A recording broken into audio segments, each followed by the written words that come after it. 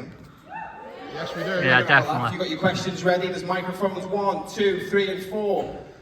And yeah, get up to the microphone if you want to ask some questions. But without further ado, please welcome to the stage Mr. Jason Mews!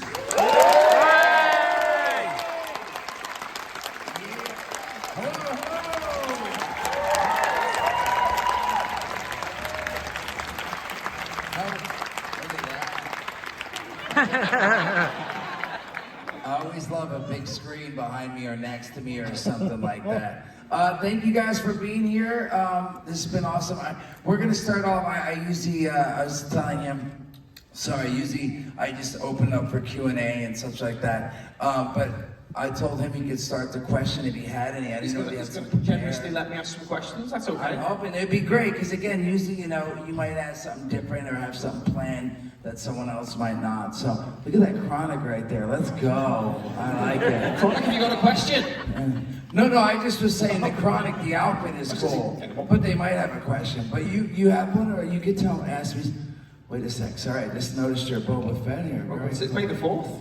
I love it. It is today. It is today, yeah. Wow. Sorry, I was playing because Fortnite has made the 4th, and they came out with all these new skins and yeah. Anyway. How are you doing today, sir? I'm good. It's been awesome. Kevin and I, got here and we started signing right away, and then we started taking photos.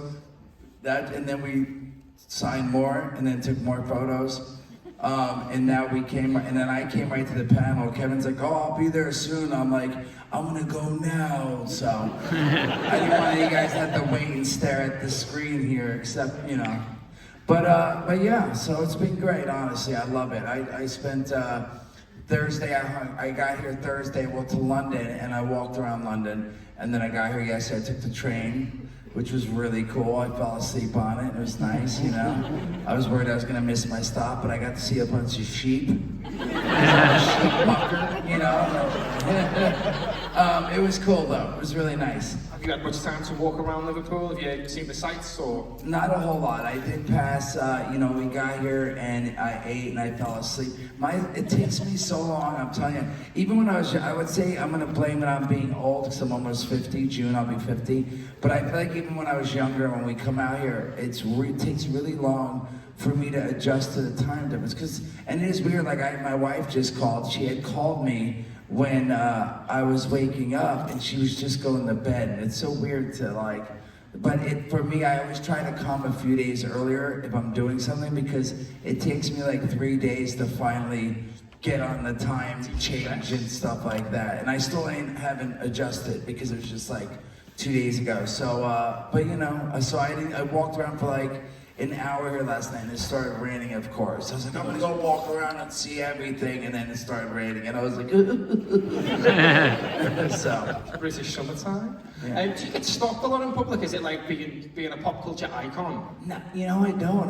No one stopped me yesterday. I walked around, no one said anything. I feel like even at home, it depends where I'm at, but I would say, especially with my haircut now, I would say maybe once a week someone might be like, "Oh my God, I didn't recognize you, but I heard your voice. So I knew it was you. You're that guy, right?" And I'm like, "Steve to the fucking ditch." That was going to be my follow-up question. Are you just ever doing your shopping, just walking through a grocery store, convenience store, in the background you said, "Sneak to the motherfucking ditch"? People say that sometimes, yeah. But I always feel like people don't. Especially if I'm at where I live, if I'm in a small town in Ohio or something, people are like, "I thought it was you," but I was like, "There's no way, why would you be here in Ohio in this small town and stuff?" But it sounded like you, so, But, so yeah, usually I feel like they're waiting to see if it's actually me before they yell something. But then they might go, "Snooch to the news," or $15, little man. And I'm like, "Put that shit in my hand, baby, Please do." So it's cool. It's been, Kevin and I just did an event. We have a comic book store. It's been open now 25 years. The actual store has been there in Red Bank, New Jersey. But we did 2 days. We did an event where we take photos and we sign stuff and chat and stuff at the comic book store because it's technically, this month is our 30-year birthday. Jay and Bob has been around for 30 years. How crazy is that? Thank you. Did everybody here watch Clerks at an inappropriately young age, like me? Yep.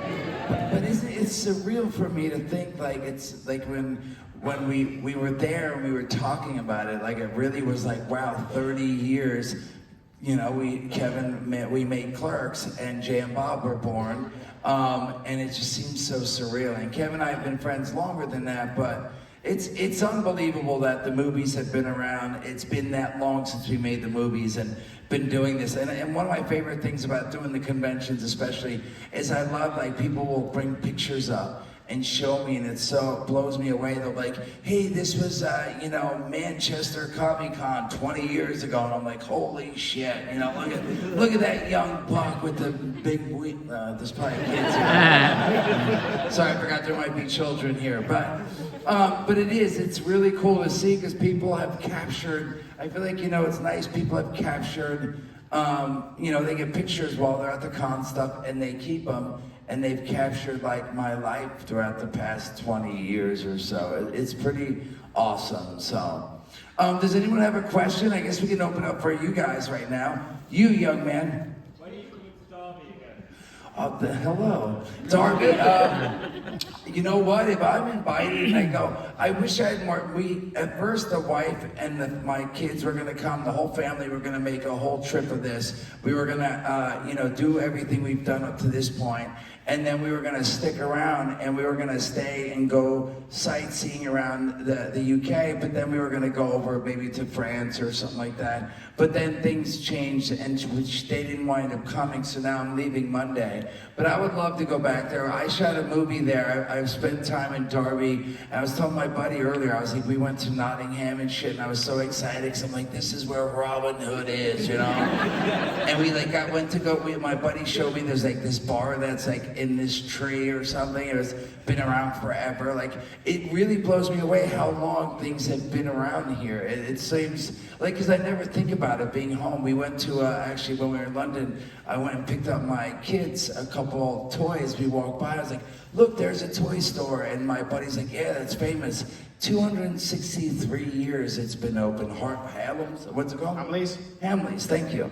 263 years, that blows my mind. And I'm like, how old is the city of London? He's like, I think it's like 300-400 years old. And then we Googled it and it's like over 3,000 years old. And we're like, wow. But it is like all this stuff that's been around for so long. I love that stuff. Like the church we passed on the way in, that the gentleman driving us explained that the bomb hit and it like blew everything out, but the walls stood there and did the St. Luke's bombed out church. They put gigs on in there, man. You need to do a show. Say again? They put gigs on in that church. That's what someone was just telling me. No roof, you can smoke, it's all good. It's pretty cool. I mean, that shit's weird, but like the old buildings and castles and stuff, I love that. I love that about being here. And the first time I went here, I went around and just took, we went to to go see the London Eye and all that stuff like that. Really, I like so. So, a little bit of research. The Did you got a little? Who whispered? They whispered to you in there. You don't need to know. Are they bringing me out a birthday cake? Did they tell you? Did I answer your question? Sorry, I just realized that. Darby, hopefully, next time I come back and I have some time, actually my friend Dom, who's from there, who is the reason I went there, and we filmed there and stuff. I filmed a movie there I directed called Madness in the Method. Who knows? I might go back. Him and I are talking about trying to do another project together. Yeah, it was so much fun. I really did enjoy myself while I was there. So it was like Madness in the Method? You directed it? Say again? You directed it? I did. I directed it. How was that? It was awesome. It really was. It was the only movie, the first and the only so far. It sucks because I was all excited. I was about to direct another movie. Finally, someone's like, hey, I want you to direct my movie. And I was supposed to do it, and then the strike happened. So now that's put on hold because while the strike was going on, which took for months, half the financing fell through. So it's still possible, and I'll post about it, of course, on my social if things happen. But it was great. It really was great. It was funny because I came down to do a movie. I did like 3 days on a movie called Devil's Tower that was my buddy. Someone else directed and all that stuff. And he was like, hey, is there anything you'd want to do? He goes, you know, he's like, I know you do the J thing and you do cameos here and do other movies. He's like, but if you really had anything you could do, what would you want to do? And I said, well, I would love to direct for one, and I would really like to play like a character like Hannibal Lecter, like a serial killer or something like that. I said, that's something I'd like to challenge myself and see. So my buddy was like, all right. He's like, I'm gonna write you something. So when I left, like 3 months later, he's like, hey, I've been writing this script. I listened to what you said. He's like, I've been writing the script. I hope you don't mind. He sent it to me, and it was different than what the movie wound up being. But I was like, this is awesome. And I said, but how about we make it this? And him and I went back and forth with ideas. And then he was like, all right, awesome. He's like, I'm gonna see if I can get money for this. And like, I swear, like 6 months went by, I didn't hear from him. I just thought like he started working on another thing. He directs and he produces and stuff out here in London, out in London and stuff. And so I didn't hear from him, so I just thought he like was working and forgot about it. And then he called me up, he's like, hey man, he's like, I know it's been months, but I think I have the money for the movie and they want you to direct it. And I was like, get out of here. And that's what the movie wound up being. You know, we worked it out and I came out to Derby and we shot there. We shot some of it in LA. We got Stan Lee in as a cameo, which was awesome. It was really cool for me because what was sweet is my first movie only movie directed I did. And when I reached out, we didn't have a lot of money. When I reached out to people to be in the movie, it was really sweet because I didn't realize all the people that joined the movie was like, hey man, it's Mews directing his first movie. I want to be part of that. And they jumped on Dean Cain, Terry Hatcher, and Stanley, and David, I can never say his name right, but yeah, it was really nice. I couldn't believe how many people agreed to be part of the movie, and they didn't get paid a whole lot. They just did it because they wanted to be part of my movie and all that stuff, so. You guys sort of started the Stan Lee cameo thing as well. In Mallrats was 95, and you had Stan Lee pop in and do a bit part. Yeah. And then that became his thing. Well, that was all Kevin, honestly. But yes, I knew, but it's cool to know that sort of started it, and then he started popping up in all the Marvel movies, which is awesome. And I think it's really awesome, you know, he shot my movie last, but he shot the other movie, and one of his last movies shown is the Marvel movie, right? Miss Marvel, and Captain Marvel is reading the Mallrats script. He's on the bus. Which is so surreal, because right, he started his cameo with being in Mallrats, and then he had so it's really surreal. I mean, he's awesome, so. And being on the directorial side of things, how much of a challenge was that? Like, did you find yourself wanting to not direct too much, but did you, no, don't do it like that, do it like this? Or how did you find being a director? Were you able to just let the actors do their thing, or did you want to put lots of input in? No, I definitely wanted to put input in, but it was tough. I feel like trying to want to really focus, and I was able to focus on directing, but it was tough to also try to manage that and my being in it so much of the movie. Like, I'd get there, we'd block out the scenes and stuff, and I'd be like, all right, cool, we're gonna block it out here, we start here, the camera's here, you know, and then I'd be like, all right, I'll be back, I gotta go get, you know, wardrobe, makeup, and all that on, and I'd go do my thing, come back, and I'd be trying to making sure I have my dialogue memorized and such.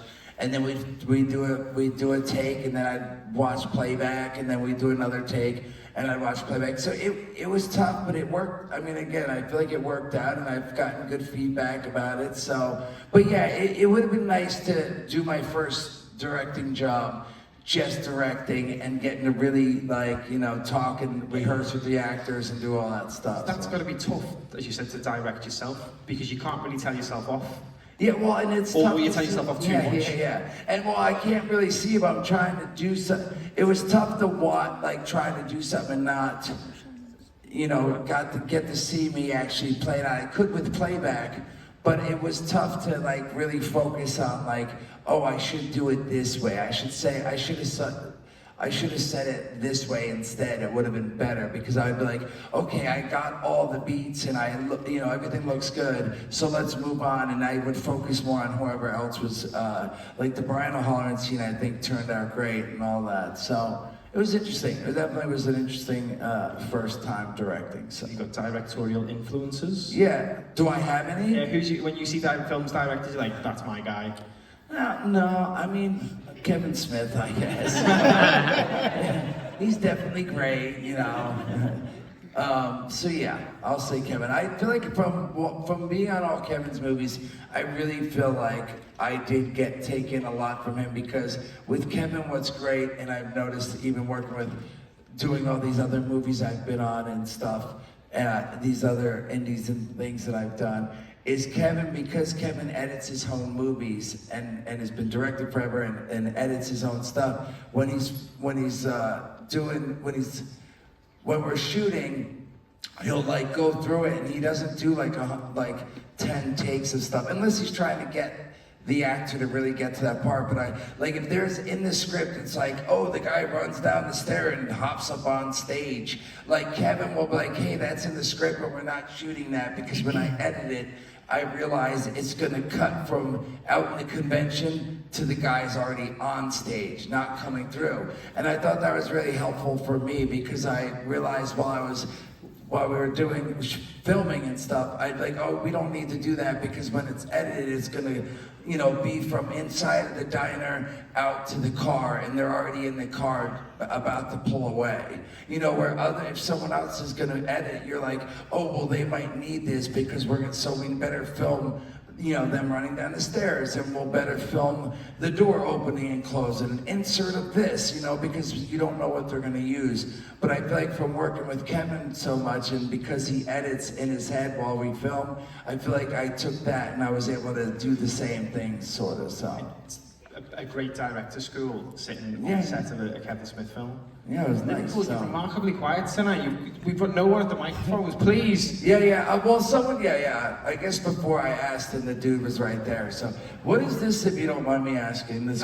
They can't see that. That's for us. That's Is it a secret? They don't need to know. Okay. Oh, okay. I feel like it's been the same. I feel like every time I look down, it's at the same number. I think they turned it back up. They keep turning. I think they keep turning it back up. So we want to hear them all day. All right, let's go with you. You're all by yourself. Hey dude, how's it going? Hello, young man. You have a question for Mews. I sure do.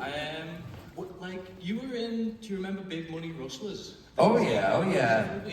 And I always just wondered, how did you land that role in Big Money Rustlers? Do you ever have a relationship with them before that? Or? The ICP Twisted guys, over the years I've run into them at conventions. I used to do this one comic convention, it was awesome, called Rock and Shock. And those guys were there a few times and performed and stuff. It was cool because there would be a comic convention all day like this one, everyone panels and stuff like that. But at the end of the night when it closed, they would put on performances each night, Friday, Saturday, Sunday night. There would be Guar, Danzig, Insane Clown Posse, Twisted, all these different shows. It was really cool. So you'd go, at the end of the day, you go home, eat, and then go watch a concert and stuff. So anyway, I met them a few times, and yeah, they brought it up, but they asked, hey man, we're making this movie, we'd love for you to come do a cameo in it. Big Money Rustlers, guys, is a Twisted movie. It was cool. I got to play a cowboy. I was like, oh crap, and I get shot. It was the first time I got to put squibs on, and the squibs went off and stuff. It was pretty fun. I had a good time, actually. It was shot in this, they still have this old western town in California. I don't know if it's south or north or whatever, but it's like a real western. There's a saloon and all that. So walking through the town, it's cool. You feel like you're really in this old western fucking show and shit. So it was fun. I had a blast. But yeah, they just asked out. They reached out and said, hey, would you be in this? And I was like, of course, let's do it. So that's cool. Thank you. Hi there. So have there been any kind of memorable shenanigans that you've had on set? Any fun? I mean, there's a ton. One of my favorite stories that I'll tell you is shenanigans. It was sort of shenanigans. So when we shot Jay and Silent Bob Strike Back, this is one of my favorite stories. Thank you. you in the morning, you go to the trailer, you get there, you go to your trailer, you get your script, like the sides for the day. You're gonna shoot scene 6 and scene this. And then you go right into the makeup trailer and they, you know, you put your clothes on first, sorry, your wardrobe for the day. And then you go in the hair and makeup and they put your makeup on and shit so you don't shine and all that good stuff on camera. And they brush your hair and fix it, however it is, whatever. So everyone does that, is my point, in the morning. Every actor has to stop in there and get their hair, makeup, and stuff like that. So at that point in time, when we shoot Jay and Bob, that CD came out, Shaggy. So she called me in the shower, wasn't me. So she called me in the bathroom, you know. And that whole CD, I was like obsessed with. There's like 4 songs back to back that I really liked. And so I bought the CD, and when I'd get in the makeup trailer, I'd be like, hey, can you play this? And they'd be like, of course. So every day they would play for me. So everyone that came in started hearing the songs over and over again, right? And so I feel like I started getting it stuck in everyone's head that was on the movie, that had to go in the hair and makeup trailer. And we're in that scene, you know, the tunnel scene. It's like a parody on A Fugitive. It's Jay and Silent Bob and the monkey and Will Ferrell. And we run and we jump out of the fucking tunnel, the tube, and then like Will Ferrell's like, oh, and he runs and he's like, oh shit, and because Suzanne's holding Jay and Bob from the pipe, and we don't really jump, he catches us, the monkey catches us, the ape that is. Anyway, while we were in the tunnel inside of one of the stages, we were in there and they're like, you block it out, and they're like, okay, the light guys and the camera guys, like, hey, we have to put a couple more lights up, it's too dark, so give us like 5 minutes. So we're standing around waiting and waiting, and all of a sudden fucking I'm like, you know, sitting there and I'm like,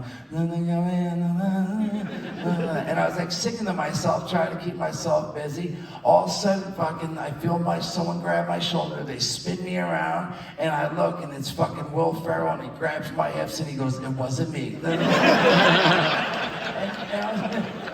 And I'm fucking sitting there and I'm like dancing with Will Ferrell, and in my head, no lie, I'm like, this is fucking awesome. I'm dancing with Will fucking Ferrell, you know?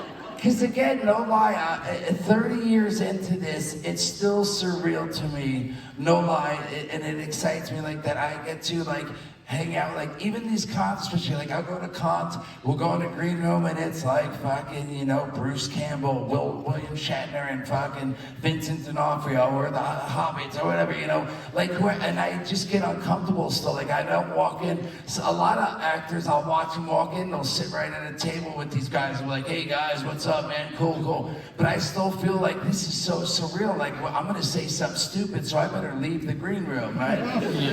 And it's still, so my point is like, even with Will Ferrell, we're working with him, but I fucking think he's one of the funniest guys ever. And I just was like, this is surreal that he grabbed me and he's humming and dancing the song that I love to me and shit. So anyway, I've told that a few times because it really is something I'll never forget. Like I danced Will Ferrell, and I didn't grab him, he grabbed me, and he was leading, you know? So. Thank you. How was that going from Jay and Silent Bob? Thanks, yeah. Jay and Silent Bob being minor characters in other people's stories to getting your own movie. How did you feel about that when Kevin told you that was the next one?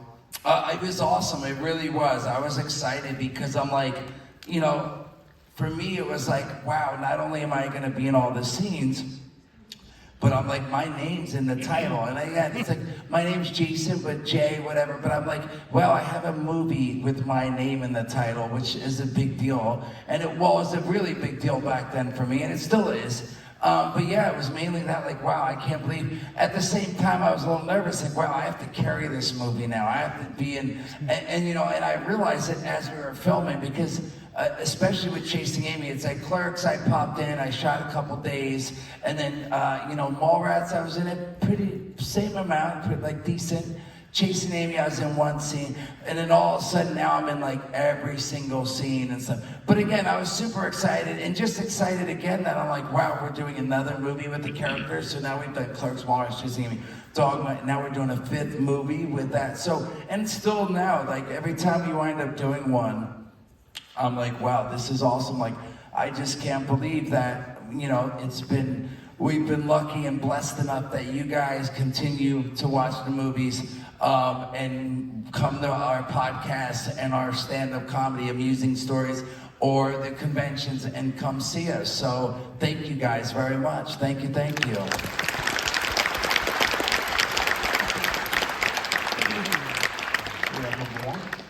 Well, let's move right. Well, yeah, we went there last, right? So yes, number one. Hello. One of my favourite movies is Dogma. I'm wondering what was filming it be? What was it like, basically? It was always fun. For me, it was really great because I got to go out early with Kevin. I got to, but at the same time, I had to. We've shared it before on the podcast, but I was really messed up right before Dogma, and Kevin's like, I was trying to get sober to go on. Do the movie because I was such a mess. So Kevin's like, hey, we're gonna do this movie, and if you want to do it, we really need you to like be sober and be better and stuff like that. So he's like, I want you to hang with me so I can help, stick around with you and be there and shit for you. And I was like, that's great, that's a great deal. So I lived with Kevin in Jersey for like a month before that, and then he's like, well, I have to go to Pittsburgh now because as a director, he had to look for location scouting and meet with people in the wardrobe and do all this stuff. So I went out with Kevin like way before anyone had really had to be out there, any of the actors or anything. So I went out and I got to hang out with Kevin and see like another side of the movies, because in the other movies I never was in the office, like seeing how like when he meets with production and being like, hey, this is what we're gonna do, here's the days out of days, and here's the locations, which ones do you like best, wardrobe, and like getting to pick the costumes. I got to watch the whole process, and that was really cool for me, and I feel like I learned a bunch from that. And then also I was there for all the rehearsals. But at the same time, Kevin said, hey man, like while you're out here, he's like, don't just sit around, read your script, memorize your dialogue, because we're working with Alan Rickman, all right? And he's a British actor. He does not fuck around, right? He really did. And I was like, get out of here, what do you mean? He's like, he's British, dude, don't you get it? They're thespians, like that's serious shit right there, right? He's like, so you don't want to fuck up in front of, Alan, and if you're doing a scene with him and you flub a line or mess up a line, he's going to get upset about it because he's serious and he's really good. And I'm like, all right. So I kept reading my part, and I had read my part so much, and I was there for so much time. While some of the stuff, of course, Kevin was dealing with, I didn't really have, like, I'd sit there, but I didn't have anything that, like, put into the conversation, because he'd be like, all right, we're gonna go over each line by line of this, and I would be like, all right, I'll be waiting out here reading the script. So by the time we started filming, I had read the script, because that's all I had to do was hang with Kevin, go listen to some of the meetings and learn some shit, and read the script, right? And so by the time we got there, Kevin, he tells the story better because it was from him, but I remember we were rehearsing. Kevin brought all the actors out now about 10 days before we started filming. And we would rehearse. Jason Lee and Matt Ben came, and a bunch of the actors came to start rehearsing and stuff. And I remember one day, we got done a little early with one of the actors, and so he was like, man, we gotta wait a half hour. And he's like, Jay, will you read the script? And he's like, do you have your script with you? I was like, well, I don't have the script, actually physical script with me, but I was like, I already know their part, so I can read it. He's like, well, what do you mean? How are you gonna read their part without the script? And I was like, I have it memorized. He's like, no fucking way. And I'm like, I'm serious. And because I had read it so much, I literally had memorized the whole entire script, like everyone's part, right? Because I just kept reading it because I was so nervous about fucking up in front of Alan Rickman and stuff. Anyway, so it was fun. I mean, I had a blast. I got to do things I hadn't done before. Like I got to shoot the Uzi, which was, I mean, again, it's just a simple little thing, but when I'm like, no more bull, I'm like, count the shells, sucker duck, and then fucking it runs out, and I'm like, no more bullets, I had a blast shooting that movie, but I really have had so much fun with all the movies. Working with Kevin on all the movies, because we've known each other and we work together so much, it's just always like Kevin, a lot of times especially for the first all the way up to Jay and Bob, I would say, he hired a lot of the same people. It was like the same DP, the same like first AD, second AD, script supervisor, you know, whoever he could hire back would come back. So it's like, all of a sudden we shoot Mallrats and we're hanging out for 2 months. We don't see them for about 1.5 years, and then we shoot Chasing Amy, and everyone's around for like 2 months, and then, you know, so every time you shoot, it's like camp and stuff. So I've had so much fun, honestly, with all the movies, and especially Dogma, like I said, because of that. And I got to work with Alan Rickman, which was amazing, and Chris Rock, and it was fun, lots of fun. I hope that answered your question. Sorry. Thank you. Do you find people come up to you with different movies and be like, oh man, this is what's the most common movie out of all of the Jay and Silent Bob films? Where someone comes and goes, man, Dogma's my jam, or Mallrats. Is the one that sticks out more than the others? Yeah, I definitely feel like in the last couple of years, just say, I feel like people doing the conventions, people seem to really like, come up to me and tell me anyway, that their favorite seems to be Mallrats or Dogma. Yep. Right? Yeah. All right? Yep. But yeah, no, it does. It seems like Mallrats or Dogma seems like the two that really, for me, that people seem to come up and say are their favorites. So Liverpool, if I'm statistically correct, is the most Catholic city in the United Kingdom. So I wouldn't be surprised if people... Dogma for everyone? Yeah. Dogma, oh yeah. Yes. Nice, yeah. And we were all raised like strict Irish Catholic. Well, and hopefully, you know, I've tell people when they come to the table, and I'm sure you've heard before, you know, the reason the bummer is you don't get to see Dogma on like Netflix or Prime or any of this stuff. And you know, Kevin loves doing the 20th anniversary Clerks edition, you know, doing all the the special stuff in the back with you know, commentary and all this. Dogma, we haven't done anything, or he hasn't done anything, or whatever. We haven't been able to because it's not like all the other ones. It's like Miramax is owned or Universal and stuff like that, and they've gone and they've licensed it to Netflix. But Harvey Weinstein actually owns Dogma, so we haven't been able to. That's why you guys don't see it out there. There's no new release of a 20th anniversary or 25th, whatever, and there's not on Prime or anything. So hopefully, eventually, I'm assuming he's going to wind up selling it, and hopefully it'll get out, and we'll be able to see it on Prime and all of that stuff, and do some kind of special edition. I think. Long overdue. It's an incredible piece of film. You're an incredible piece of film. This is going better than I hoped. There it goes. Yes, sir. Hi Jason, how you doing? First time seeing you, so fantastic. Well, thank you. I have to say that my favourite film is Strikes Back because I think that you're one of the best comedy actors I've ever seen in my lifetime. And no, honestly, I kind of want to touch back on the Strikes Back because you kind of mentioned it earlier. What was that process like for you? Because you went from small roles to slightly bigger roles to leading the movie. Were you not nervous? Because I know that you were. You know, back at the very start in Clerks and stuff, you would have been nervous and things like that. So, you know, how did the experience take you through the years to Strikes Back, and what was it like filming Strike Back? Yeah, I mean, again, super fun for me for Strike Back. We got to stay out. We went out to, we were out in California. And what was awesome is I got Kevin, they rented a house for Kevin and his family. And then there was a guest house, and I stayed in the guest house right there. So again, I just hung out with Kevin a bunch, and I'd get to go to the office and hang out and stuff. It was great, but yes, I was nervous, and I'll be honest, because yet again, I had after getting back from Dogma and stuff, I had gotten back and getting real personal, whatever, but I always share stuff on our podcast and all this. But my mom had just passed away before Jay and Bob. So I was already using drugs, don't get me wrong, but I got even more, I got heavier into drugs. So when I got really bad at this point, and Kevin's we're supposed to go do this movie, you need to get better and sober, and you're coming to LA with me, and you're gonna stay with me for, again, a couple months.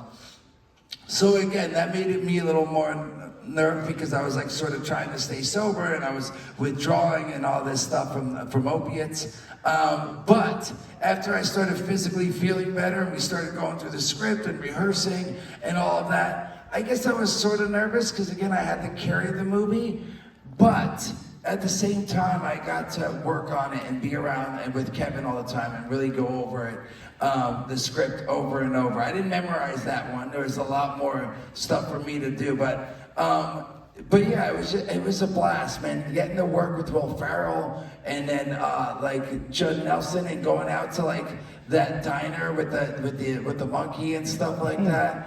I mean, it was just awesome. It really is. It's a lot of fun making movies in general, but with that one, just like we went all over shooting in different locations and stuff. Some of them's long, like when we went to go to, you know, when we get riding in the van with what's his name? One of the times Kevin actually got a little bummed because I couldn't stop laughing and we had to keep doing takes. Is when Sean William Scott. I don't know why I always blank on his name. But when he had like the thing in it, and I was like, if you were a sheep, would you fuck a sheep? And he's like, you got a weird sense of humor, little boy, whatever he says, right? He fucking made me laugh so hard when he's like, of course, you know? And I started laughing really hard, and I messed up the takes, so we had to do it again, and then I tried it again, and I just could not stop laughing. You know, like when you start laughing, and you're laughing so hard that you start to tear up and stuff, and then people around you start laughing, so then you laugh harder, and then they laugh even harder, and back. Like it really I kept messing up. Finally, I was like, I gotta take a second. So we had to wait a minute to start shooting, and I finally got through it. But yeah, so much fun driving in that van with Sean William Scott, and like doing that scene and talking about the fact like, I'm gonna get some pussy for milking a monkey, you know? It was fun. It really was. I had a really good time. All of them though, again, all of them I've had a really good time shooting with. Zach and Miri Make a Porno, blast. We're out in Pittsburgh and stuff, and I got to play a different character, but again, it was Kevin's movie and he's directing, so it was fun. So yeah, I really have had a good, I can't really say I've had any bad, you know, besides some of my stuff with like struggling with the drugs and stuff, there's been a few movies, like by the end of Dogma, like by the very end of Dogma and stuff, I was sober for almost the whole, like the last week, I started messing up again. Like I found some Oxycontin and I started messing up and I drank and, you know, but for the most part, everything else has been so much fun and have had a blast on all of them, so. Listen, Jason, thank you very much. Thank you. I think I just filled the cup. Yes, Hi, sir. Jay. Hello. Fellow Derby guy here. You mentioned addiction, and I know one of the things to help you with your addiction was looking for certain toys. You'd go out and find. Yes. Do you still do that, and is there anything you're after? No, I don't. I don't. I wish I did. You know, if I lived in Jersey, I feel like I probably would, like, try to get toys and exclusives for the store and stuff. But I don't get to now, and things are a lot different. Like with the kids, because now I'm usually with one of the kids, and not so much my boy. He's only 14 months, but if I'm with my daughter, dude, I try all the time. Like, hey, you're going to a birthday party for your schoolmate. You know, she gets invited to her friends from school's birthday, and I'll be like, we have to go get so and so a birthday present, and she'll be like, well, I want to go, and I'm like, cool, you can help me pick out what you think they would like, and every time she's like, I mean. Get that for them, but I think I need one too, you know? And I cannot, like, she never not wants that too. She's 9 years old. And so I feel like if I went hunting for like stuff for the store, it would always wind up in her room and shit. So it would be fun though. It's like I still find myself looking at stuff and going, wow, that looks like a rare one. Like, I wonder if that's hard to get and should I grab it and see if, you know, Mike needs it at the store and I could send it there and stuff. It's still there, but that was another fun little period where Kevin and I would go hunting for all the Star Wars exclusives, like there'd be 1 out of the 6, you know. It was such a blast. Same with the cons, like every con I'd go to for years, I would come home with so much stuff. It was awesome. Just recently, I friggin' sent a bunch of, we moved about 1.5 years ago, and I found a box full of Lego minifigs still in the blister. and they were from San Diego Comic-Con, like fucking 2019 or whatever. And no lie, like one of them sold at the store, it was like $1,000, right? And then two of the other ones were like $500. I'm like, holy fuck, Lego minifigure exclusives, like, you know what I mean? But I'm just saying, like, I used to love it. I'd go to cons and I'd buy stuff like left and right. But anyway, yeah, so I still enjoy it. I just now look and I like the 5 things I want, I might get the one. Like if it's something like, all right, I've been looking at this at the last 5 places. But it is fun. It's a fun little thing, so. But now I got 2 kids. Is it a fun little thing? Hey kids, how are you? It's so funny, I thought I was going to say that. Jack me up? Thank you. Hey man, how's everybody doing? Sorry I was late, I was signing a bunch of shit. Don't mean to interrupt, but I'm sure he's told you all about his dick, so now it's my turn. I was literally done with that quick answer. I hope he's happy with that. We were talking about hunting down for the Greedo dolls and how much fun it was. But I said I can't do that anymore because now I'm usually with the kids and Logan's always like, I want that. I want that. So, but yeah. Back in the day when we used to do it, he was the kid that was like, I want that. And I was the parent. Hey man, I just want to, before we go further, I just want to tell you a quick fucking story that has been amusing the shit out of me. I live in Los Angeles, as does he. The house I live in, I bought from Ben Affleck 22 years ago. He lived in it for 8 months. I've lived in it for 22 years. We still refer to it as Ben's house. So we've been in Ben's house for over 2 decades, and it's got this giant green front door. It's like something out of Lewis Carroll. It's fucking huge, right? Very tall, about 3 people tall and shit. But no peephole. So if somebody's at the door, you don't know who the fuck is there, right? So I was in my office, which is on the same floor as the front door, down the hallway. And I hear the doorbell, and I'm like, oh, hopefully somebody will get it. Nobody lives with us anymore, so I was like, fuck, it's me. And so I got up, I go to the front door, open the front door and shit. And like, I'm always worried about home invasion, because since we can't see outside, I just have to open the door to see outside. And anybody could bum rush into the place. So I'm careful when I open the door real carefully, and what do I see outside? 2 Los Angeles Police Department officers, 2 cops on my front steps. I'm like, hi, instantly I'm going, what the fuck did I do? I was like, hey, what's up? And they're like, hi, there's a woman who was sitting in a car in the neighborhood, and she got out, she's older, and she's lost now. And she may be, a bit on the senile side. So the people who she was with, they're worried. They didn't know which way she went. We see you have a camera on your house. I was like, yeah, I got a security camera in the house. He goes, we saw that. He says, can we look at your footage to see if the woman walked past? And I was like, oh my God, yes, absolutely. In fact, like my security thing is on my phone. So let me pull it up. I'll pull up the video and we can scroll through it. And he's like, that's excellent. I said, I know about all this shit because I watch TV. And he goes, yes, of course. And so I pull up my thing, I'm scrolling through it, and I'm like, they tell me I got the best system money can buy and shit, and yet I cannot pull up this clip to save my life. I can try to scroll through it and whatnot, and it just goes into thinking mode. And the other officer is like, standing there, he's like, should I move my car? Should I pull my car closer to your house? Because the car was there with the lights on and stuff. I was like, yeah, just by way of traffic, I guess you can pull it right into the driveway. And then the second cop looks at me, and both of these cops, I swear to God, like when I opened the door, I thought it was trick or treat because they look like they're 22 years old. And then I realized, oh, I'm just old and everybody's young now and shit. So these 2 junior cops are standing there and whatnot, and the guy goes, can I pull close to the driveway? I said, yeah, go ahead. And then he looks at me, he does a double take, and he goes, holy fuck, are you Kevin Smith? And I was like, holy fuck, how does someone so young know who I am? And then the other cop was like, yeah, it's fucking Kevin Smith, man. Didn't you see that the moment he opened the door? And I was like, they both know who I am. This is fucking awesome. So I was like, look, why don't we go inside, we go to my office, and we could look at the computer as plugged in, not on my phone and shit. I bet you we could get the image better. And they said, okay. And so I lead him into the house, and as I'm talking to him, I noticed like I don't know if it's the same over here, but back home, every police officer now has a camera like on their chest. So no matter what you're doing, you're interacting with them, there's video of it. But my fucking, like I saw it, I was sitting there chit-chatting with him, and then I saw the camera, and suddenly I got aware of it, and the weirdest fucking thing happened. Instantly, I sucked my gut in. And I was like, yeah, officers this way. And I brought him to my office and whatnot, pulled up my laptop, was scrolling through to try to find the footage and shit. And they got, you know, the walkie-talkies, they wear like full outfit and shit. And they got the walkie-talkies, they're right here, they talk into it and shit. All of a sudden, there's a guy, one of them goes,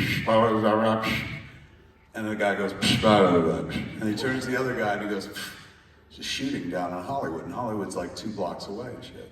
And I was like, seriously? He's like, yeah, it's a rough town. Then out of nowhere, I swear to Christ, all of a sudden I heard, come off his chest. And I was like, did somebody just get fucking shot? And he goes, no, sorry, that's my ringtone. And he pulls his phone out. I was like, dude, don't you think that's a rather unsafe ringtone? He goes, it's from Lethal Weapon. But in any event, oh shit, did Jay leave? Fuck.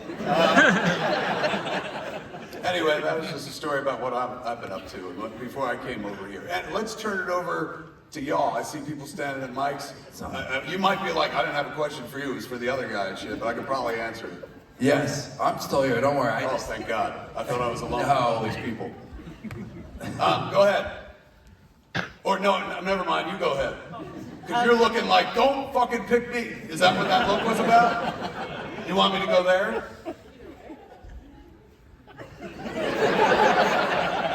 Fair enough, we'll start there. But we are coming back to you. The Eye of Sauron will fall on you. It's fucking funny because there are hobbits in the building. Yes!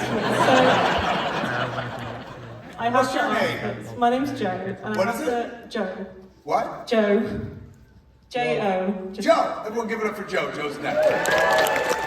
So I have to ask this because it's one of my favourite TV series, but what was it like filming on Degrassi, The Next Generation?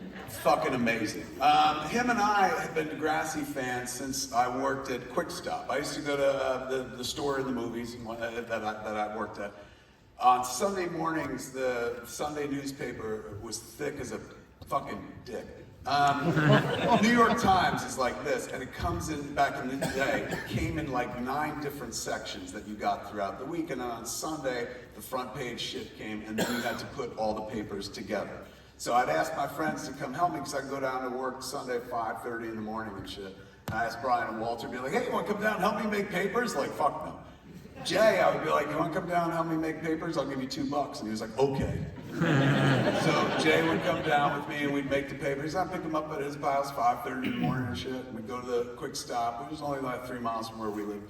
Make the papers and shit. Once all the papers were done, we'd watch TV. And on TV, they were doing reruns of the show that we used to watch called Silver Spoons years and years ago. So we'd watch that. But they ran like back-to-back half hours, and then after that it was over. And Sunday morning, without cable, we just had like a TV with rabbit ears and you know, turn the dial and shit, old school TV, black and white. On Sunday morning, nothing to watch but fucking church programming. Like tons of Jesus all over the air and stuff. We weren't looking for that. So we started clicking around, look for anything. We fell on PBS, which is Public Broadcasting System, and they were airing this show, which turned out to be Degrassi, I guess the Degrassi High. There were 2 shows. There was Degrassi Junior High and then Degrassi High. So I guess we tuned in for the second half hour, and it was the Degrassi High half hour. So first they do episode Degrassi Junior High, then they do Degrassi High. We didn't know any of this. All we knew is there were young kids on TV, and that beat somebody talking about Jesus. So we started watching it and shit. Now, as we're watching it, it's set in Canada, as you well know and stuff. And back then, not so much the Next Generation, but Degrassi Junior High and Degrassi High, one of the novelties of the show was that they cast real kids. The kids looked like kids. They didn't look like they belong on TV. They looked like they belonged sitting next to you in a classroom. So they were very identifiable. It was really, really cool. So as we're watching the show, we're like, what the fuck? There's like, all these people look like they're people in our town. They don't look like TV people. And why are they talking like that? Like everyone's saying A and stuff like that. Oh my God, this is so stupid. And we made fun of it. We hate watched it for about 15 minutes. Then all of a sudden, one of the Canadian girls is like, I'm getting an abortion, eh? And we were like, what the fuck? Because this is like at a time, they didn't do that on programs, like 90210 existed, they didn't talk about abortion and shit like that. Suddenly this show got real, and we were like, oh fuck, and we got way into the soap opera of it, man. Like one of the 2 twins, Heather and Erica, was gonna get an abortion. Bunch of people confronting her, she went in. The scene in Dogma, where like all the protesters are out in front of the abortion clinic, came lifted from Degrassi High. Like I've never gone through something like that in my life, but I saw it on a TV and I was like, fuck, I'll put that in my movie and shit. So we loved Degrassi in a big bad way. Every week we'd make the papers and then sit there from 11 till noon and watch it like it was our soap operas. And then, you know, what was it? I guess when we made Mallrats, I was in Canada, I was in Toronto before we shot the movie, and I looked for Playing with Time Productions, a company that made the show years ago. It had been off the air for a while. And I was like, I'm looking for a Degrassi high school jacket, because I'm making this movie called Mallrats, and I want Shannon Doherty to wear it in the movie because 90210 was ripped off of Degrassi, and I think it'd be a cool kind of inside joke. And nobody there had anything. Like, they were like, we don't know who you are, and we can't help you and shit. So in Canada, they had this thing called Speaker's Corner, where you can go into the city, and City TV is one of their networks. There's a booth, you sit in the booth, you put in a toonie, a $2 coin, and you can say whatever the fuck you want for like 2 minutes, and then they would pick the best and put them on TV and shit like that. Now, I've come to know those people over the years and whatnot, because I did it. I went to the booth and I put in a toonie, and I recorded this thing where I was like, hey man, I made a movie called Clerks, we're about to make a movie called Mallrats, I'm looking for a Degrassi jacket, but nobody has it. I reached out for Playing with Time Productions, they didn't have it. Anybody out there has a jacket, let me know. And so the people that put that program together were like, holy shit, the Clerks guy just fucking did one of these videos. And so we became friends and shit. And they told me about Speaker's Corner, man. Like, I went in there and used it properly, dropped in a thing, said my issue. He's like, you're one of 3 people this week that spoke in Speaker's Corner. I was like, what do they normally do? He goes, oh, fuck. I was like, serious? He's like, they drop a toonie in, they fuck in front of the camera. I was like, that's so American. He goes, no, that's Canadian, my friend. So because of that thing, Linda Schuyler, who created the Degrassi universe, reached out to me and she was like, oh, I saw you on TV asking about a jacket, I have one. And they sent me one, and it was like a windbreaker from the early 80s, and it never would have worked in the movie, it wouldn't have matched anything. Shannon never would have worn it or anything like that. So I was like, fuck, man.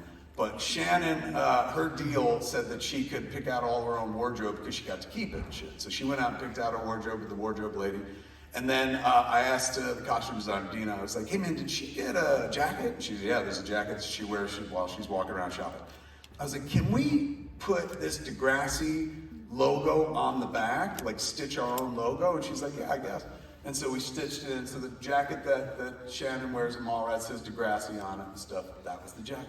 Except Shannon didn't know. Again, she got to keep her own wardrobe and shit. So she comes smoking up to me the day we're gonna shoot the scene. She was like, what the fuck is a Degrassi? And I was like, oh, it's this awesome show that me and Jay used to watch. She goes, I don't give a shit, why is it on the back of my jacket? And I was like, oh, because it's my movie. And so, she wore it in the movie, and then she took it home when it was all done. So the world at large knew that I was a Degrassi fan. I put it out there over the years. When we were making Jay and Silent Bob Strike Back, they reached out and they were like, we're making a new version of Degrassi. It's called The Next Generation. We would like you to play. There's a reporter who's at the school interviewing kids in the first episode. And I wanted to do it, but we were making Strike Back, so I was like, there's no way I can get up there. I'm so sorry. So months went by, maybe a year and a half went by. And Degrassi, The Next Generation started airing, and I never really saw it. And I remember being against the idea. I'm not publicly, where I was one of those assholes, but I remember hearing about it, being like, why would you touch that show? It's fucking perfect. You don't need to go back to that. They're gonna ruin it by touching it and shit. So I never looked at it. Then about a year and a half after it started running, I happened to cross it one day on TV, and I saw that they were including the kids from our version of Degrassi. Joey Jeremiah was there, Caitlin Ryan, fucking Snake, Spike, who was a girl in high school who had a baby and shit on the old show. Her baby grew up to be the kid in high school, and she was the focus of the whole show. So I was like, this is genius, man. Like, fucking, like, I can't believe they did it. They stuck the landing and shit. So I saw what they were doing with 2 of my favorite characters, Joey Jeremiah and Caitlin Ryan. They were the star-crossed couple in high school and shit like that. And it looked like they were moving them toward making them a couple in the new version and shit. So I reached out to Epitome, which is Linda's company at that point. And I said, can I talk to Linda Schuyler? And they got me. She's like, hello. And I was like, hey, this is Kevin Smith. And like, I'm a huge Degrassi fan. You sent me that jacket from Mallrats years ago. In any event, I've been watching Next Generation. You guys asked me to do a part and I couldn't do it. And I hate myself because I love your fucking show. Like, it's fantastic, man. And I see what you're doing with Joey and Caitlin. You're gonna get them together. I said, I would kill or die to write and direct those episodes. And Linda Schuyler goes, who is this? And I was like, I'm Kevin Smith. I made Clerks. She goes, oh, that's right. You like like our show? And I was like, yeah, very much and stuff. And she goes, well, I would love for you to do that, Kevin, but I don't know if you know this or not. All of Degrassi is funded by the Canadian government. We get arts grants up here. We don't have studios and whatnot. So in order to qualify for those grants, all of the key roles have to be filled by Canadians. So I would love for you to write and direct, but you can't because you're not Canadian. And it was fucking heartbreaking because I've been told no many times in my life, but not for that reason. Nobody's ever said you can't because you're not Canadian, you know? My fucking wife adopted it so quick because after she saw it worked and shit, I was like, let's fuck. She's like, you can't because you're not Canadian.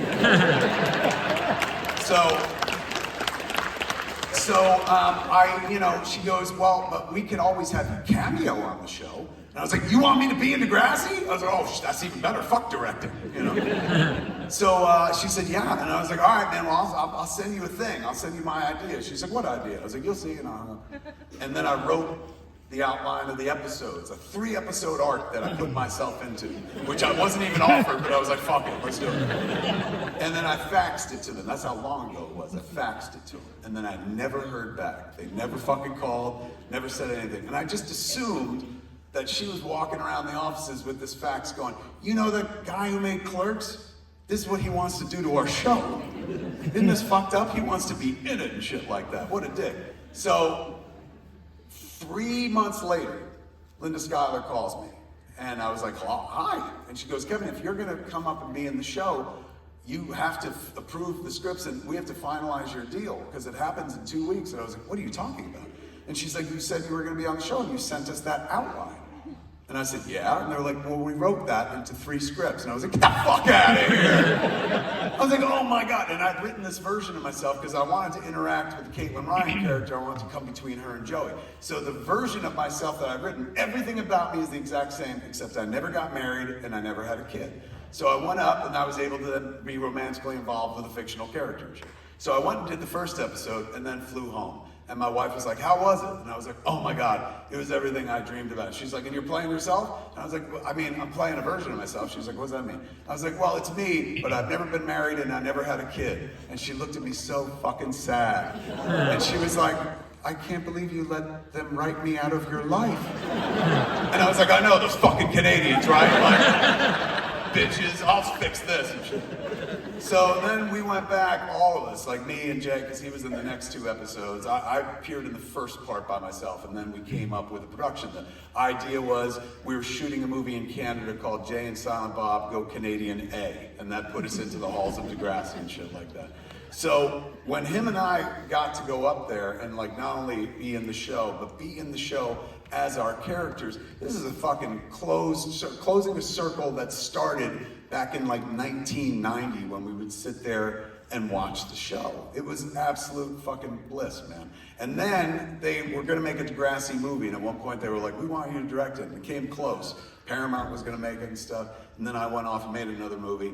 They made the movie as a series of episodes called Degrassi Goes Hollywood or something, in which Jay played the director of a movie based on his own life, and then I would pop in and offer advice via Zoom or something like that. So I had my own grand arc where I got to be like a real character on Degrassi, and then he had his own arc where he got to be a character on Degrassi. And it's crazy because, like, you know, I've been in the business 30 years at this point. This is the 30th anniversary of Clerks this year, the 30th anniversary of Jay and Silent Bob. So we've been around for like 3 decades. That's very kind.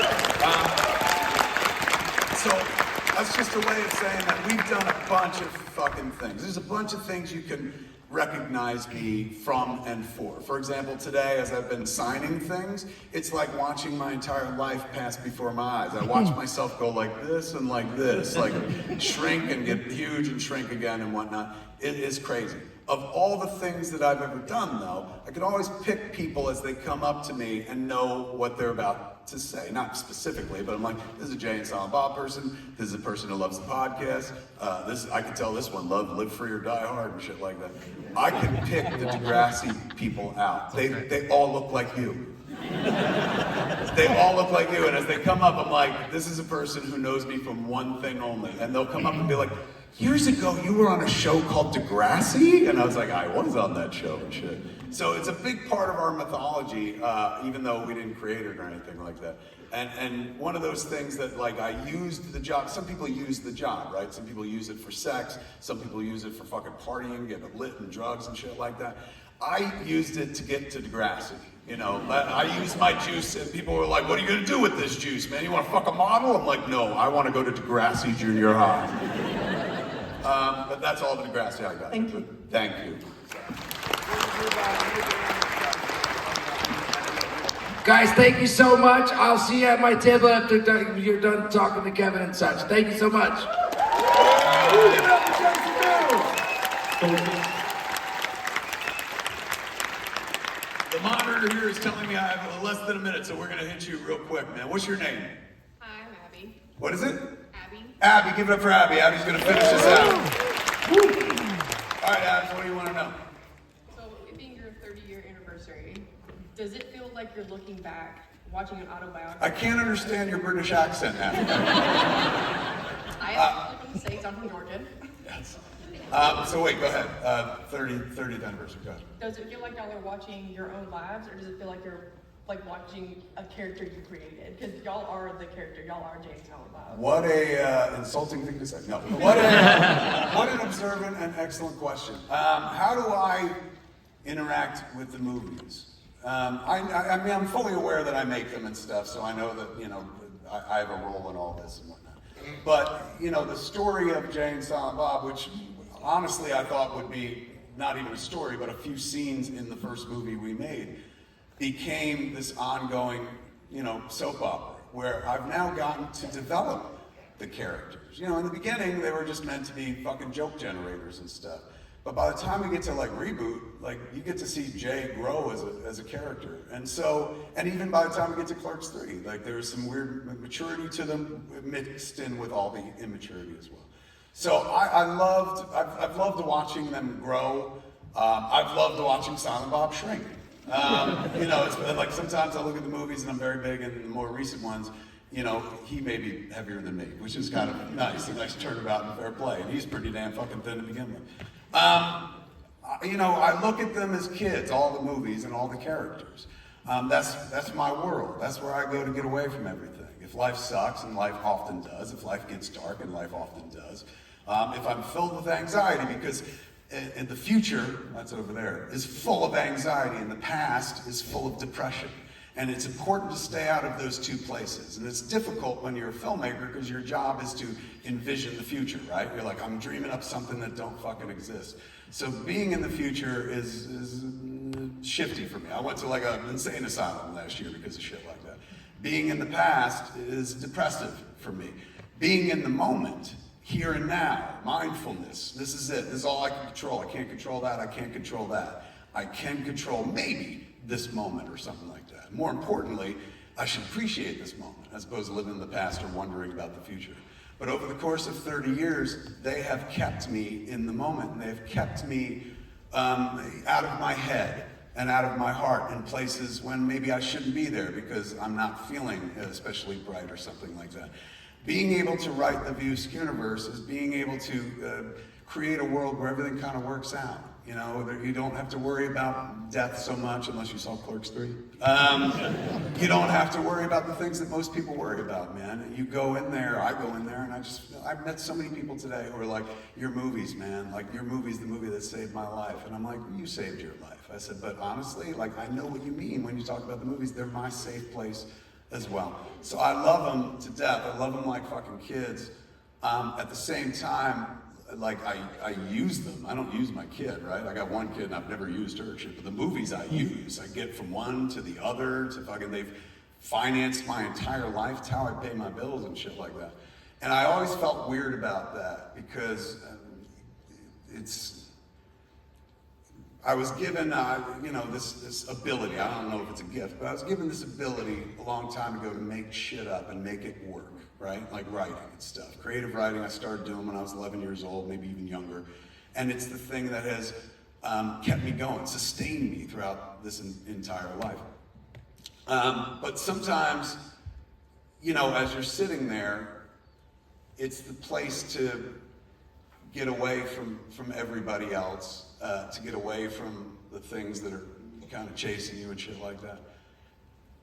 And then I use it like for a living. And it always bugged me because something so precious that gives me a safe haven away from the world, I prostitute on a regular basis. Like, I'm like, hey man, you like my story? How much? You know? And it's been weird. And I knew it going into this, that this was a business and that I would be making a living, hopefully that was the dream, off of, for lack of a better expression, my art. But it sometimes feels weird to sell off parts of real estate that you know you're going to need personally as well. Because it's not just like I write this shit or make this shit because it's my living.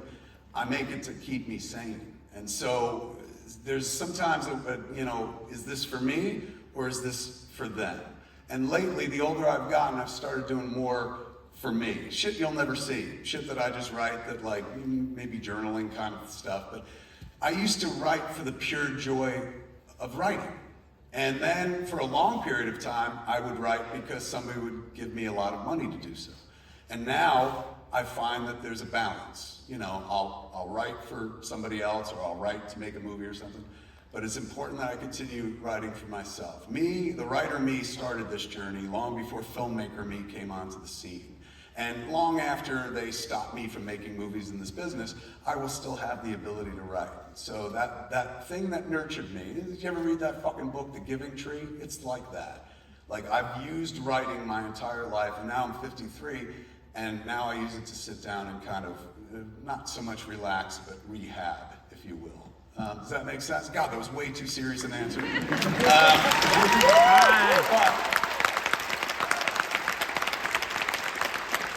But I will, I'll finish up with something I hope is fucking funny. My kid entered the arts as well. Like, I raised my kid in a way where I never said, you should do this shit. My father never said that to me. My father would take me to the movies every fucking week. We'd watch movies. Never once was he like, you could do this, because we didn't come from that world, man. In the 70s and the 80s, you didn't tell kids they could reach for the stars and shit.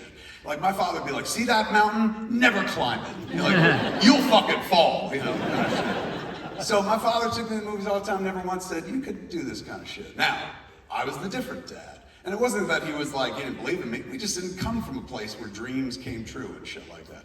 I did, you know, and so when I had a kid, I was like, fuck, man, I'm gonna tell this kid exactly what I told myself, which is like, you can be and do anything you want in this life, so long as it's not flying without jet propulsion. You can't do that. But other than that, fucking shoot for the moon and stuff. And so, you know, when the kid was growing up and she was little, she loved my wife, like Jennifer. Jennifer hung the moon, and I was just like, hello, Dad, you know, and I told Jen, I was like, you should really enjoy this. Like, I was never jealous. I was like, I didn't bump into it at all. I was like, soak it up and enjoy this. I was like, because the day the kid figures out what I do for a living, I will become the favorite parent, you know? And eventually she did and shit. And sure enough, she gravitated to my world where she loves acting and stuff. She felt the call. So the kid, she's been in some of the movies we've made. She's been in Quentin's movie. She was in Once Upon a Time in Hollywood. She's got herself building a career, man. I'm happy for her and shit. But I keep trying to put her in my stuff, and she really doesn't, like, she's like, thanks, but I've been in so many Kevin Smith movies, you know? So she came over the other day, and, you know, we do a podcast together, but she didn't come over to do that. She was bombed by the house and shit like that. And I was like, hey, what's up? And she's like, is Mom here? And I was like, yeah, of course Mom's here. Fucking Mom never leaves. She's upstairs and shit. She's like, I'm going to see Mom. I said, why? She's like, oh, I just came to see Mom. I'm like, all right, fucking go ahead, I guess. So she went up, and they were in the library for like an hour together and shit. And like, you know, since I wasn't the center of attention, eventually I opened the door. I was like, what's going on in here? And I walked in, and I found fucking the most disturbing image I've seen in my life. It was my kid and my wife, and they were reading dialogue and rehearsing a scene together. And I was so crushed because I was like, what the fuck is this? I was like, there's two people live in this house. You picked the one that is not the filmmaker to rehearse with? Like, fucking, why didn't you ask me? And she's like, well, I wanted to rehearse. I didn't want to be directed, so to speak. And I was like, fair enough, man. I was like, but, you know, not for nothing. I was the one that encouraged you to go in the arts, man. I've worked with a lot of, you know, I directed Ben Affleck. I mean, fucking, And then finally the kid gets real frustrated. She goes, Dad, the scene involved me giving a blowjob. And I was like, well then talk to your mother. She's fucking excellent at this kind of shit. Ladies and gentlemen, you have a good time this evening. We got one more day of the Liverpool Comic Con. Let's enjoy it together, man. Thanks for coming out tonight. I love you all. Good night. We're gonna take a photo real quick. All right, nobody move. Sorry. Sorry. Please, what we're going to It's such a good close. for the social media rockstar shot. All right, so this is me facing the crowd, right? Because I would never face the other way. I'm so sorry. The other way. My terrible direction. I'm so sorry. I'm so sorry. Kevin? Same around that way. But I thought this was supposed to be me performing. If you make me turn around, then I'm literally performing. Good point. Yeah. Let's do both. Watch this. This is me answering a question. You get this? All right, now we'll turn around. Oh, look at my ass. Ew, I don't want to see that.